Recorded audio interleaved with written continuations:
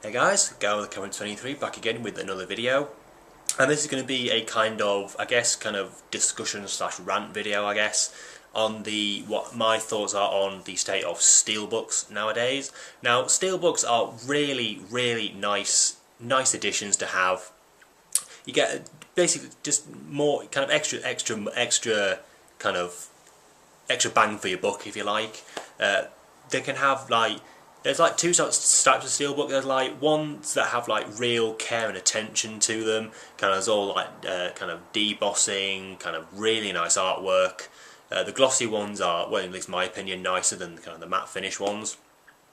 But in these past not even 6 months really, they've had these new this new place called Entertainment Store they've had Jack Reacher, Hansel and Gretel Vampire Hunters, or Witch Hunters even, and G.I. Joe Retaliation coming out as steelbooks for massively inflated prices. I mean, the Jack Reacher one new was about, I think, 23 quid, which was usually I wouldn't spend more than 20 quid on a steelbook. Maybe a bit more for trilogy steelbooks or whatever. Yeah, then they bought out Hansel and Gretel, Witch Hunters or whatever, that Jeremy Renner, Gemma Arterton film, and that was, I think, 23, 24 quid. And again, I wouldn't pay that price for a steelbook, not for at least one film at least. And then now they bought G.I. Joe Retaliation, which again I think was 23 quid. And basically,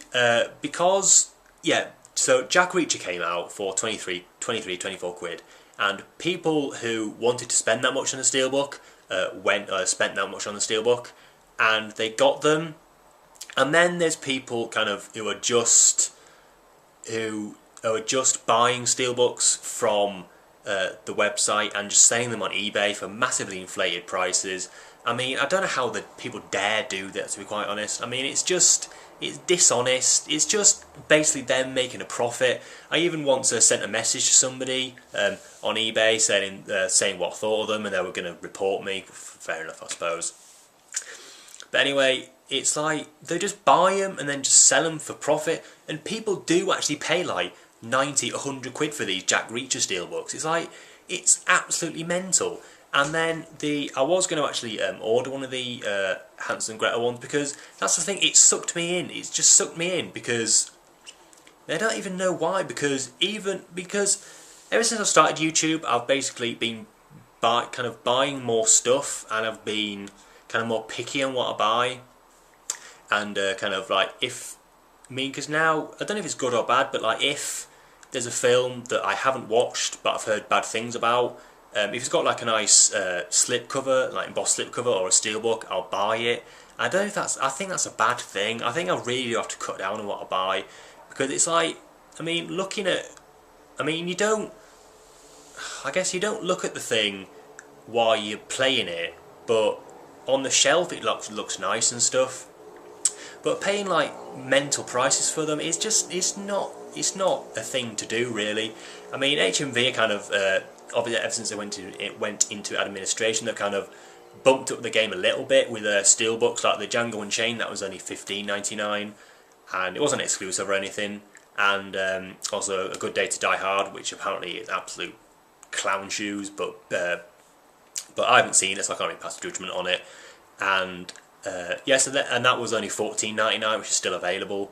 And they're basically, they jumped up the game a little bit. I mean, there are still some things that are massively inflated prices, like TV box sets for 20 quid for one season. It's 8 episodes or something, which is absolutely ridiculous. But they've brought the prices down a little bit. I mean, they've had to bring them down a bit, because if they're too high, people aren't going to buy them. They're just going to go under again. Obviously, with there being less stores now, I mean, thank to God that the one near me is still open, because I honestly don't know what I'd do. Well, I'd buy more stuff on the internet, but anyway, that's another story. Yes, like I said, the Jack Reacher came out, then the Vampire Hunter, Witch Hunters came out, and people bought them. I was going to actually pre-order one, because, again, I just see people kind of buying them. I mean, I haven't got a massive steelbook collection, to be quite honest. I mean, there's a guy here on YouTube, Stinger Splash. I'll put his name in the description. He was like the king of steelbooks. He owns every DVD steelbook, and I'm pretty sure every Blu-ray steelbook ever to be released in the UK at least. And he also kind of does imports and has imports and stuff. But basically, he would pay kind of anything for it, which is fair enough. I mean, I ordered one of the G.I. Joe Retaliation steelbooks just because I knew that they'd go. Well, I didn't knew, but I would have thought that they would kind of go out of print quite quickly, even though they're 23 quid. So I pre-ordered one, and then I mean sometimes kind of people cancel them because they kind of decide they don't want them, and then other people can buy it. Which is that's the other thing, because people who buy steelbooks just sell them on. They're basically depriving other people. I mean, if you have one person who really likes a film and really wants like a really nice edition for it, there's people who are buying them, sell them on eBay, and the other people just can't buy them, which is a shame, because if someone's just buying it for profit, they're obviously not going to appreciate it. They're obviously not going to come out they take care of it to not get complaints and stuff. But if there's someone who really wants this steelbook and they're not going to get it, it's just not fair. It's not fair to people who really want these things but can't get them because people buy and sell on eBay. I mean, quite a lot of the time, people who sell them on eBay sell them at like 3 at a time. So they've obviously kind of bought like 4 or 5. Then kept one and then kind of sold the other ones, which is just not fair, to be quite honest. And also with finding the Disney steelbooks as well. Finding Nemo came out, and there's also Jungle Book and Little Mermaid that have come out again for 23 quid each. But apparently, and these are all Zavvi exclusives, by the way. Basically, before Zavvi basically there was HMV. And Amazon and Play.com. I think it was just another Play.com and Amazon. They had kind of exclusive steelbooks to their exclusive websites. And now it is Amazon and Zavvi now. Zavvi basically took over from Play.com more or less because people were getting steelbooks from Play.com and getting damaged and stuff. So they they had this made this new packaging that was like. You might have seen it's like a big box with a kind of foam inside, which makes it not 100% proof, but kind of 99% be able to not get damage on it, which is really good. And basically when Play.com stopped, Zavvi started selling steelbooks, but they still sold them in those kind of, I think they call them grey bags. I think it's basically like you get a steelbook from Sainsbury's. It's kind of just like basically just like a cardboard envelope basically, and people were getting damages, and basically they again made these new boxes, which is basically the same thing as the Play.com ones, but they don't have as much foam in them, but they are smaller. So the other problem with the Play.com ones were they won't be able to fit through people's letterboxes, so if they're at work or whatever, they get sent back to sorting office and they have to go and get them basically.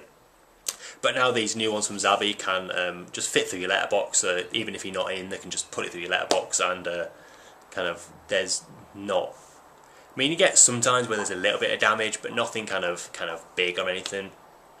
Basically, I bought Finding Nemo steelbook. Basically, I wanted it because I loved the film and the steelbooks looked really nice, and I'd also seen the Viva metal case from the US that looked really nice. So I thought it was good. To be 100% sure, I kind of prefer the one from the US, to be quite honest, but anyway, that's beside the point. And but I only really pre-ordered that because I really liked the film and I wanted a steelbook of it. And then it went out of stock, and then people couldn't get it. Not as many people were kind of scalping them, selling eBay, but still a few people. Yeah, and then of course all these are kind of Zavvi exclusive steelbooks like Rambo, Rocketeer.